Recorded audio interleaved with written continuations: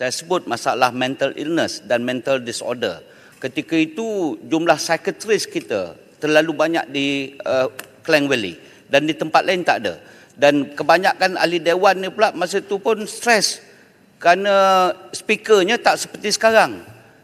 Kebanyakan ahli dewan sekarang yang mental disorder ni tak berapa kerap ataupun stress level tak tinggi kerana speaker.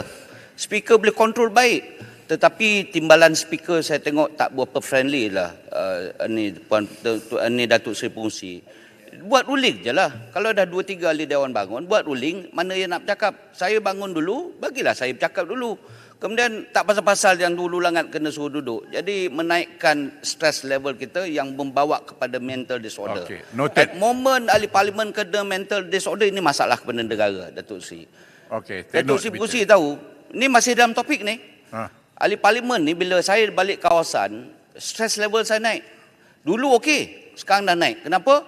Fail yang sampai ke pejabat saya tinggi minta peruntukan. Peruntukan kita tak cukup, Datuk Seri Pungsi. Bila tak cukup, rakyat minta, kita dah tak boleh nak agih dah. Takkan ahli parlimen bagi peruntukan RM200. I think ya dengan izin itu tak patutlah. Kita nak bagi RM2,000, RM3,000, adun bagi lebih banyak daripada ahli parlimen. Jadi tak pasal-pasal mental ataupun stress level ahli parlimen semakin tinggi. Saya fikir antara yang terbaik untuk mengatasi masalah 022-700 ni, Menteri Kesihatan boleh cadang kepada Yang Amat Berhormat Tambun, naikkan peruntukan ahli parlimen yang berada di blok kerajaan. Blok sana tu pandai-pandai, lobby pula. Macam tu. Datuk Seri Pungsi, kerajaan untuk rekod ya, kerajaan sebelum ini telah mewujudkan satu talian. Kerana kita ada COVID, kita kena ada tekanan perasaan dan sebagainya.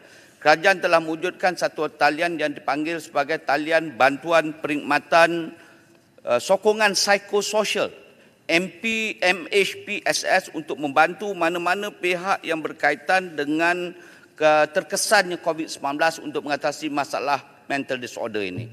Dan pada tahun 2020, daripada 44,061 panggilan Datuk Seri Pungsi, pada tahun 2021, 212,319 panggilan.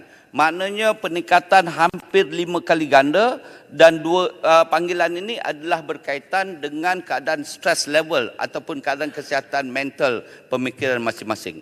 Saya ingin minta penjelasan daripada pihak kementerian, apakah bentuk bantuan yang diberikan kepada para pemanggil ini yang menghubungi talian ini? Ada tak follow up ataupun kes pakar-pakar yang boleh membantu mereka untuk mengurangkan ataupun yang kita katakan supaya mereka boleh pulih daripada terkesan ataupun daripada penyakit ini.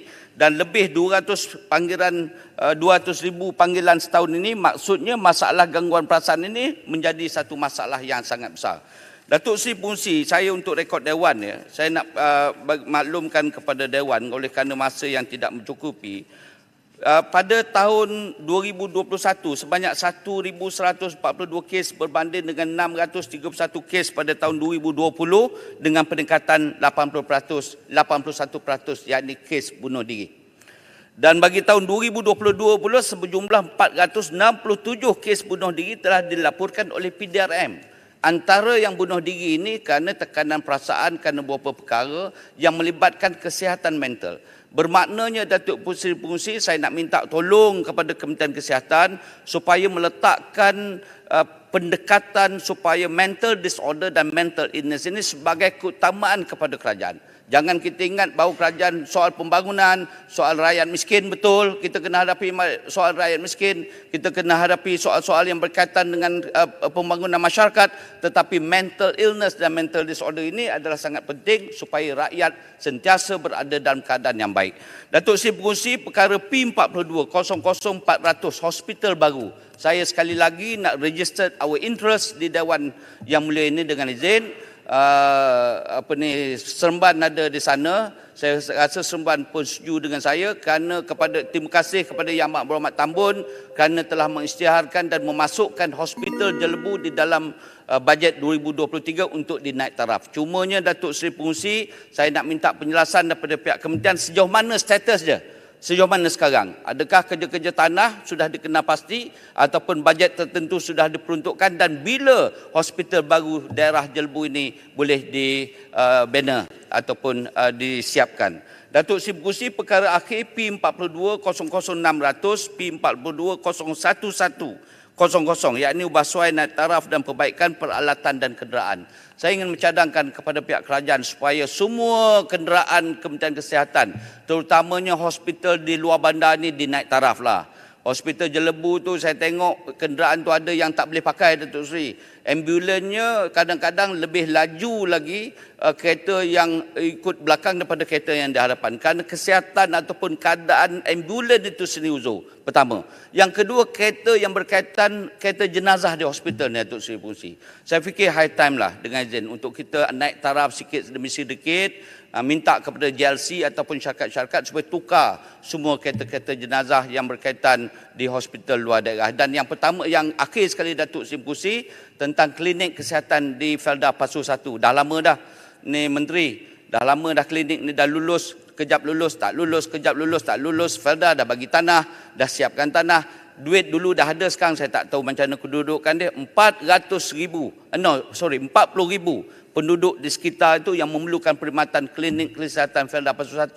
Dan klinik yang paling hampir 40 km, yakni DUN yang diwakili oleh Ahli Parlimen Seremban. Saya fikir bajet tak banyak, modal tak banyak. Saya fikir selesaikanlah satu persatu. Kerana rakyat memerlukan pembinaan, pembesaran klinik ini untuk kemudahan kesihatan rakyat di kawasan parlimen saya. Terima kasih, Datuk Seri Pengerusi. Terima kasih.